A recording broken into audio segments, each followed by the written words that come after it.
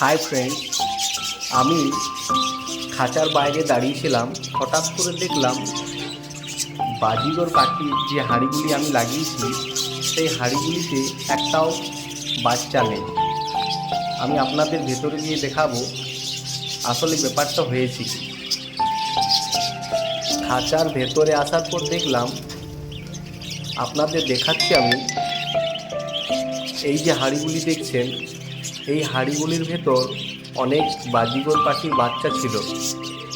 সেই বাচ্চারা হাঁড়ির থেকে বেরিয়ে সব নিচে এসেছে। ভালো করে লক্ষ্য করুন, এই দিকে রয়েছে 1 2 3 4 5 6 ছয়টি বাজিগর পাখির বাচ্চা। আরেকটা সাইড আমি দেখাবো। এই বাচ্চাগুলি এবার আমাকে ভালোভাবে লক্ষ্য রাখতে হবে, কারণ এদেরকে নিচে খাবার দিতে হবে। এরা তো এখনও উড়তে শেখেনি, তাই নিচেই খাওয়ার জল, যতদিন না এরা উঠছে ততদিন না এদেরকে ভালোভাবে দেখতে হবে। এই যে আরেকটা সাইড দেখছেন, এই সাইডে কটা রয়েছে আমি আপনাদের বলছি, দেখুন ভালোভাবে। 1 2 3 4 5 6 7 8 9 10 11 12 13 14। এইদিকে টোটাল 14টা রয়েছে। তার মানে ওই সাইডে 6টি, এইদিকে 14টি, টোটাল হয়ে গেল 20টি বাচ্চা।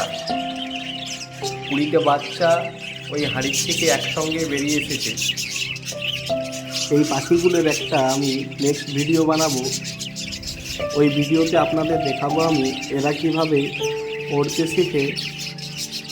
সেই ভিডিওটা বানিয়ে আপনাদের আমি দেখাবো।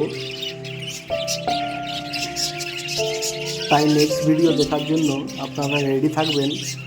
আর এই ভিডিওটি আমার কেমন লেগেছে আপনারা কমেন্টে জানাবেন।